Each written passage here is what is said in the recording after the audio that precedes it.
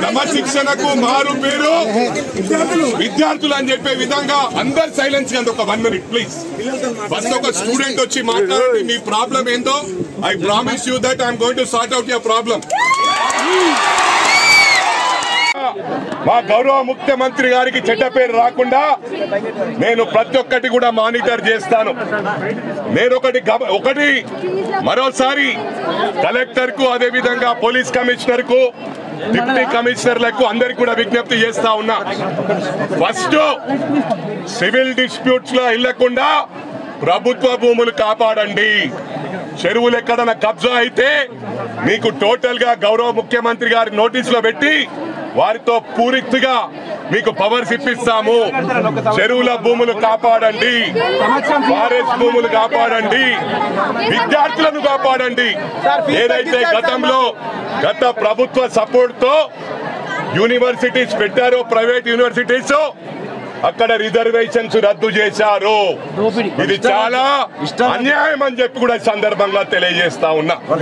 ఈ ప్రైవేట్ యూనివర్సిటీలో మరి నా పర్సనల్ ఫీలింగ్, బీద వారికి, తల్లిదండ్రి లేని వారికి ఫ్రీగా ఉచితంగా చదివించాలని చెప్పి కూడా మరి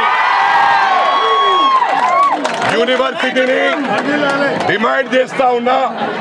ఏదైతే విద్యార్థులకు ఇక్కడ అన్యాయం జరిగిందో, గతంలో దీంట్లో మర్డర్లు జరిగాయో, సూసైడ్లు జరిగాయో మీ అందరికి కూడా తెలుసు. ప్రభుత్వం అండతో, మంత్రి అండతో అది బయటకు రాకుండా కప్పిపుడ్చారు. అవన్నిటిని కూడా బయటకు తీస్తామని చెప్పి కూడా ఈ సందర్భంగా తెలియజేస్తా ఉన్నా. ఇంకొకటి, సిఏ గారు ఒక్క నిమిషం, సిఏ గారికి ఫోన్ చేయడం జరిగింది.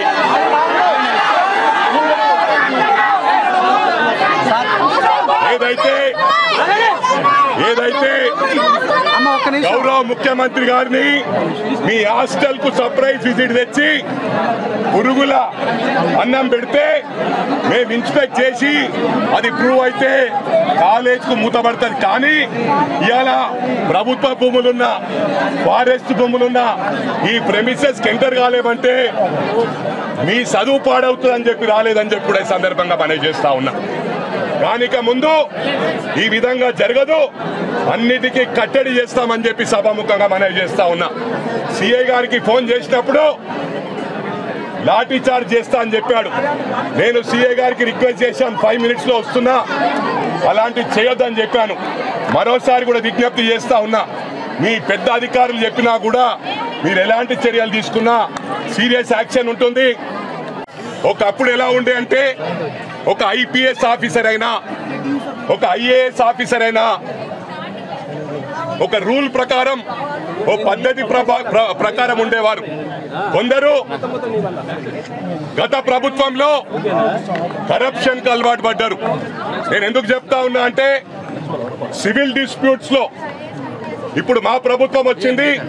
ప్రమాణపూర్వకంగా తెలియజేస్తా ఉన్న రేవంత్ రెడ్డి గారి, గౌరవ ముఖ్యమంత్రి గారి ఆధ్వర్యంలో ఈ రాష్ట్రం బ్రహ్మాండంగా ముందుకు పోతుంది.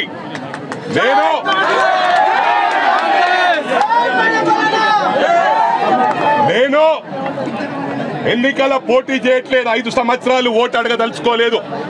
వేరే వాళ్ళ కోసం అడుగుతాను, నా కోసం అడగను. ఇలాంటి వాళ్ళు ప్రభుత్వ భూములు, ఫారెస్ట్ భూములు, చెరువులు, స్టూడెంట్స్ దగ్గర అడ్డగోలుగా వసూలు చేసే వాళ్ళను నిలదీసి సిస్టమ్ ను మార్చే వరకు నేను వదిలిపెట్టానని చెప్పి కూడా ఈ 5 సంవత్సరాలు ప్రభుత్వానికి,